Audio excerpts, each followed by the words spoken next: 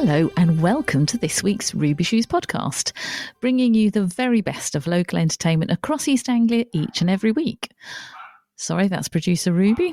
One moment. Ruby, stop. Mummy's doing a podcast. Come on, stop. Sorry about that. This time of year, there's a lot of parcels being delivered, and that's one thing she absolutely hates. In this week's episode, as well as producer Ruby, we hear from Vicki Michelle from Allo Allo fame, and more recently as feisty Jo Cotton in EastEnders. She's going to be on stage this Christmas at the Ipswich Regent Theatre as the Wicked Queen. Plus, I met Jazzy Phoenix, also from Albert Square fame. There's news too in this podcast of a rather special Christmas craft fair you just might like to check out this coming weekend, especially if you're a huge fan of horses. Plus, I've got a roundup of just some of the fantastic events happening across Suffolk and Norfolk to keep you on your toes and entertained throughout these cold winter days. Now, when the Ipswich Regent Theatre Panto cast met for the first time in Ipswich recently, they kindly invited Ruby Shoes podcast along to meet them and have a chat ahead of the rehearsal starting in earnest. Vicki Michelle is no stranger to the Ipswich Regent. This year she plays the Wicked Fairy, and we began by talking about her role as feisty Jo Cotton in the much-loved soap EastEnders. You play the Wicked Fairy. I can't imagine you being wicked ever. Oh, bless you. You're so lovely and so accomplished, but it must be such a fun role to play. Oh, I do. I love playing bad. I mean, I play fairies and everything, which is lovely, but when you're playing a baddie, it's such good fun. And you can play with the audience and they're booing you and the kids are scared of you. Not too scared. I don't like to make them too scared because otherwise they won't come back at me. Yeah. And yes, it's great playing baddie. So I'm really looking forward to playing Caraboss. She's evil. She's very glamorous, though, can I just say. You stand before me in your beautiful red and white gown and an incredible crown as well. Black horns and beautiful jewellery. Oh, thank you. Quite a fun outfit to wear. It is a great outfit. And you wear it well. It suits you. It's the devil's horns you like, really, isn't it? Well, it goes with the red lipstick. The red lipstick, actually. Yeah, I think, it's a great outfit. But I've got another outfit coming as well. Have you? So, yes. I think they're making for me at the moment, so I'm looking forward to seeing that. Yeah, but I do like the devil's horns. Do you like that? I think the headdress looks great as well. Yeah. Well, I'm wondering how heavy that'll get by the sort of fourth performance. You'll think. I thought it was slightly heavy to start with, but actually having it on, it's okay. It feels solid. Yeah. Don't want to lose it halfway through. Goes well with the hair, with the nice curls. All right, thank you. Brilliant. Now, of course, famed worldwide as a vet in Allo Allo, and of course the return of Allo Allo, and then an extensive career in television and film. Most recently, I have to ask you about EastEnders. What an amazing Jo Cotton! What an amazing character to play! What an amazing character to play! I actually, the exec producer. Chris said he wanted to use me in something, and he gave the writers. He asked them to come up with an idea, and they came up with Jo Cotton, and I just love her. I mean, she's got some great lines. So she's sort of like not a bit evil, but only to Rocky really. Yeah. But also she's quite witty as well. I think she's got a comedy flair. I mean, some of the lines they gave me have been brilliant. So I've so enjoyed playing her. Yeah. And you know, sometimes you read a role and you go, I know this person. Yeah. I know this character. So she was easy for me to play. Did you feel like you'd met her before? Yes, probably. Yes. And my father was from the East End. So he was born in Bow. So, so I've got lots of relations and everything. So, they're sort of warm East End people. You know, they're warm and witty. And I think that's what she brings to her as well. As well as not liking Rocky very much, which she's quite good at. And also people were sticking with what made me laugh is that they got involved with the character. And, like you'd get someone on social media going, oh my God, she's really horrible to Rocky. And then someone else, they don't know each other, they just come out and say, well, what do you expect? He walked out on her 25 years ago. She didn't know whether he was alive or dead. Do you know what I mean? So you've got people like fighting your corner already, which is great. But there was a couple of lines that Darren wrote in, and I met him at a party afterwards, and I said, oh my God, those lines. I said, I swear to you, I had to keep a straight face. And I know Gilly Tailforth, and I know Brian, so and I said, so every time I used to go, I could twinkle. I'm thinking, no, like, you can get through this, you get, because they're really good lines. And he said, oh, I'll change them. I went, no, they're fabulous. Yes. No. So one was, you, love, are as deluded as a sandcastle in the Arctic. I love that. And the next one, off the top of my head, because it might be slightly different, is this. You, love, are the mushroom on a plate of full English no one wants. How good are they? Brilliant. And I've got to say them to Gilly. Yeah. You know, and I was like, so I'm like thinking, don't go there, because they were just great. Like, when you get something like that, that is that good, that funny. And when you read it, you must think, oh, this is going to be so much fun. I know it's hard work and I'm going to work long hours and it's going to be fast-paced. But I've got some cracking material to work with. Absolutely.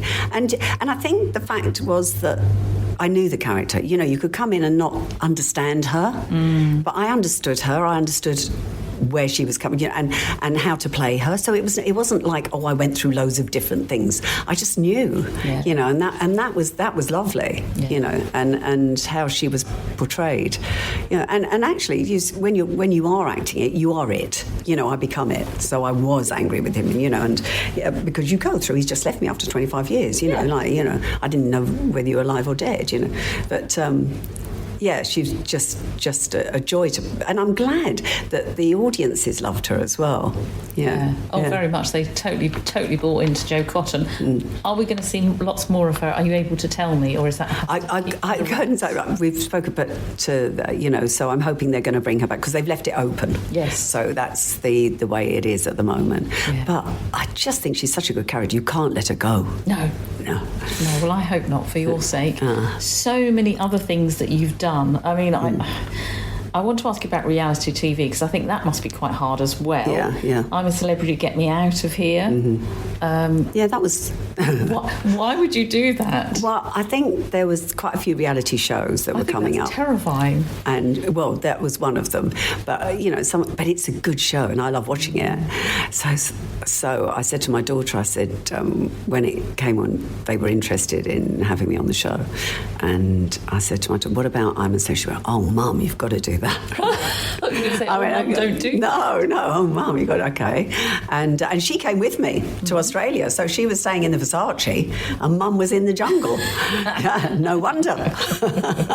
So she.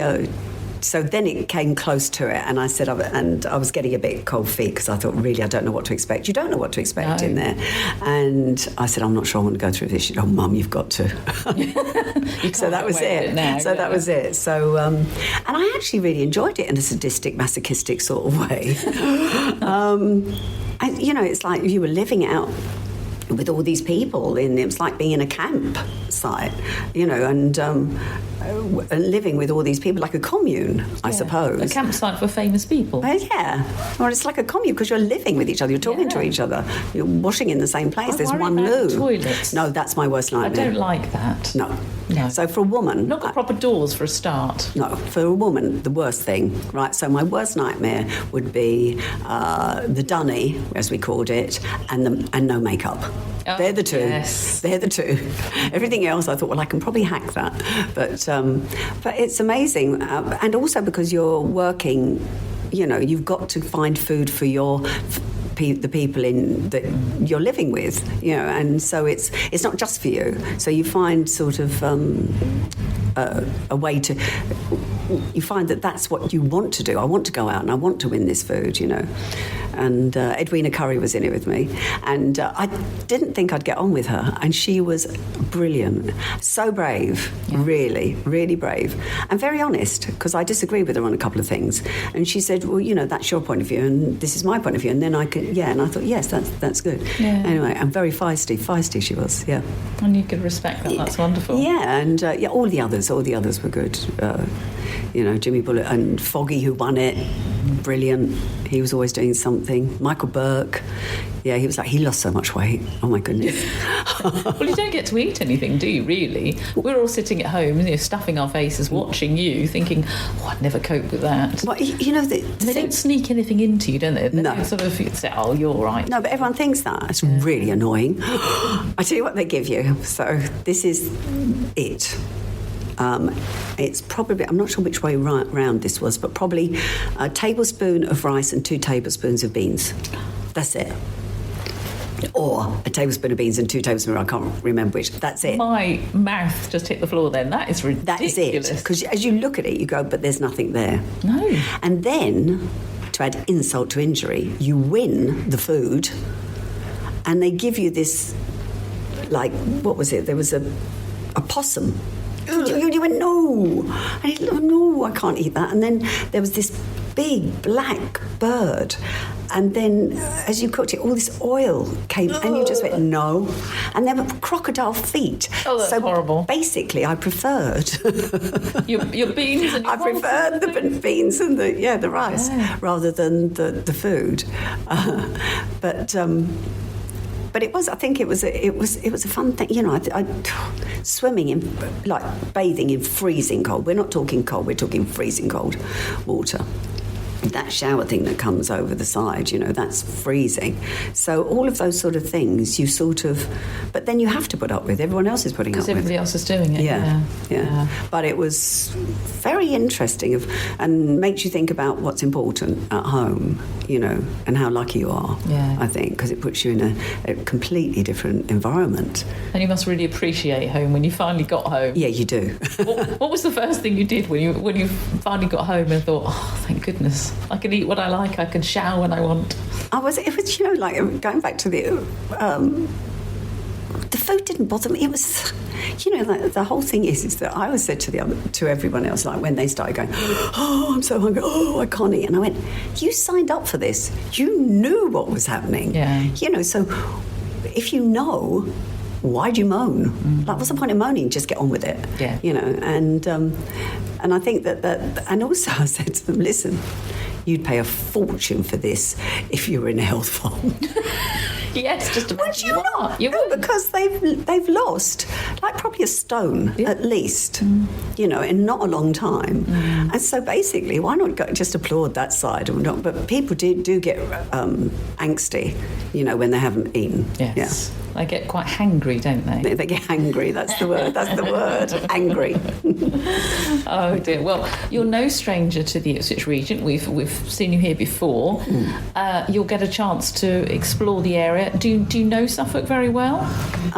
We filmed in Suffolk. So Allo Allo was filmed Norfolk, and David Croft used to live in Honington Hall. Yeah. And it's like Dad's Army was all filmed because you've got the army bases and everything round, so you've got all of the old stuff. So and I love it. And I had relations out here back in the day that used to live in Suffolk on my nan's side, and I love it. And you've got the Broads and things. It's beautiful. Yeah. And also we used to, if we didn't have days off, you'd go to say somewhere like Hunstanton Beach, which wasn't too far. Yes. Amazing beaches that you've got. Yeah, very much so. And so this is all sort of in the area. Yeah. Excellent. Well, we're very pleased to have you here.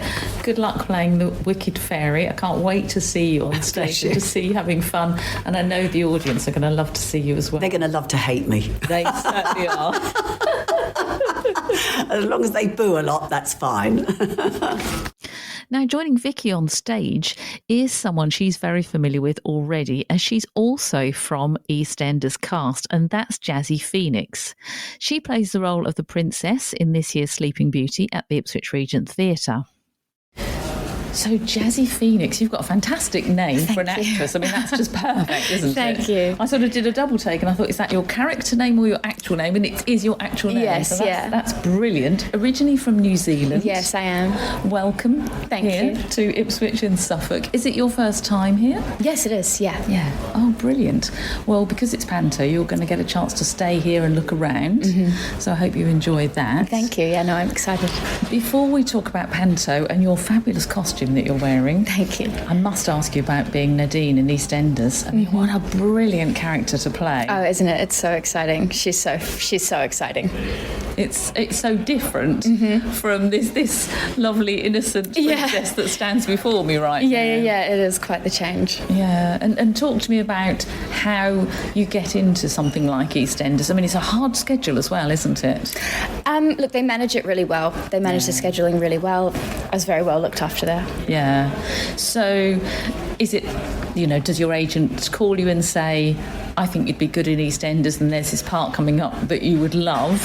Or is it something you go to your agent and say, I want to get into that? How did that work? I mean, of course, TV and film is something that I've always wanted to do, and my agent's very aware of that. While you're on EastEnders, I mean, they've left the door open for you because obviously you're there, and I know you probably can't talk about future stuff, but are you hoping to go back? Are you able to tell me that? Absolutely, I would love to be back. I adore EastEnders, I adore the cast, the crew. I had an amazing experience there. Yeah, and the set's quite something, isn't it? I mean, it's a proper... It's almost like a proper village, isn't it? Oh, it's incredible. It's like it's a maze. It's incredible. Yeah, proper allotments and everything. and the Queen Vic is the Queen Vic is actually there. Yeah, it really is. Yeah, no wobbly scenery or anything. It's proper building. Yeah, no, it's really amazing. Yeah. Oh, fantastic. And then for you, did you come across to the UK because you wanted to act here in England? Was it a job that brought you here? What sort of brought you here from New Zealand? Yeah, it was to further my career. I had a really fabulous start to my career in New Zealand, but New Zealand's really tiny and there's not a lot going on. I found myself needing to travel to work, which is really exciting and fun when it's sometimes, but it's really nice to be based somewhere and work somewhere as well. Yeah, and when you say based somewhere, is that London? I mean, yes, in London. Because that's kind of like the heart of all the film and TV industry. It's where a lot of the exciting stuff's going on. Yeah, and I imagine if you're going to get called for an interview or a audition, it's literally you need to be there. You can't say, well, I'll be there in 2 days or something. Yes, yeah. Yeah, that's fair enough. Let's talk about Panto. You stand before me in a beautiful pink gown. Thank you. Gown. It is lush, isn't it? It's fabulous. It's very opulent, and you look every bit the princess with your lovely long blonde hair and your tiara. Very jealous, actually. Oh, thank you. Well, I have a very, very talented hair and makeup team. So. You say very generously. I'm sure they didn't have to do very much, but lovely to see you. This, obviously, theatre-wise, you've done so much. You've done Alice in Wonderland. Quite differently, Phantom of the Opera. I mean, that's a huge stretch. That's massive. Yeah. I'm guessing vocally we're going to get to see a lot of your talent on stage, even in the Panto. Oh gosh, well, we'll see. I've heard everybody is very talented. I'm really excited to hear what we can create together. Yeah, it must be so much fun. And that's the strange thing about Panto, isn't it? Because you all come from different corners of the world and you're all thrown together, and it's a really quick rehearsal period. Yes. Yeah, it is. It's a very short rehearsal period. Yeah, it is intense. It's hard work. It's exciting. I don't know about, I can't speak for anybody else. I quite like working under pressure. I have a weird, I feel I do my best when it's like, okay, we've got a short period of time to get something out. That's exciting for me. I feel maybe it's nerves that I'm misplacing for excitement, but I think it's all the same. It's all the same feeling. Yeah. Well, I'm sure it's going to go brilliantly for you. Oh, thank you. And it's something you can really get your teeth into. And thanks for talking to us today. No, thank you for having me. I'm really excited to be a part of it.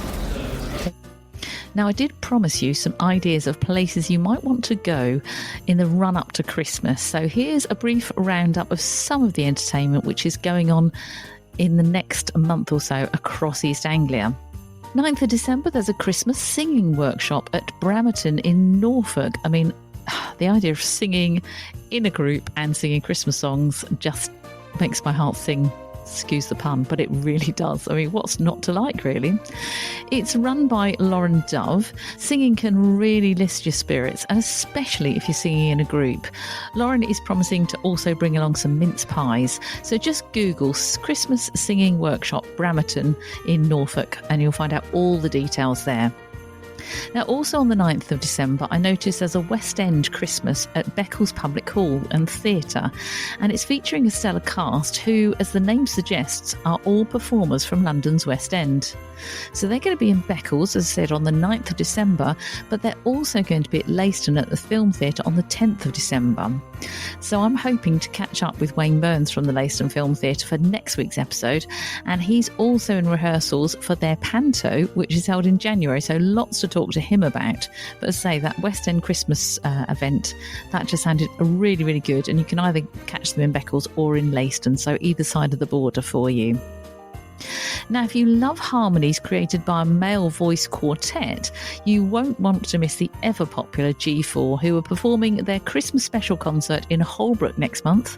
They're also going to be at the St Edmundsbury Cathedral in Bury St Edmunds, and also in the halls at Norwich just before Christmas on the 22nd of December. If you just jump onto their Facebook page, G4, or just find them in Google, you'll see all the details there. And then something slightly different. If magic is your passion, and I know personally I'm quite fascinated by sleight of hand and all that sort of close-up magicians, you'll be interested in seeing a magician and mentalist, Wayne Goodman, who's going to be bringing his own brand of magic to Newmarket on the 28th of December at the Gray's Kitchen. But more on that in next week's episode, because I'm going to catch up with Wayne and find out a lot more. I'd also like to take this opportunity this week to wish all of the cast throughout East Anglia who are already about to embark on their pantomime characters all the best, and to say to all of you, break a leg. I'm off shortly later on today, in fact, to watch the Rock and Roll Panto at the Ipswich Wolsey Theatre, followed shortly by the Ipswich Regent and Norwich Theatre Royals Panto. So reviews of all of those you can expect in the coming weeks. Don't forget, if you're part of a forthcoming show, maybe a special event, or perhaps you're part of a play and you'd like you and maybe some of your cast members to be featured on the Ruby Shoes podcast, just get in touch with us via our socials. Ruby Shoes podcast, nice and easy. Tell me a bit about you, what you've got planned, and you could be one of our featured guests on a future episode.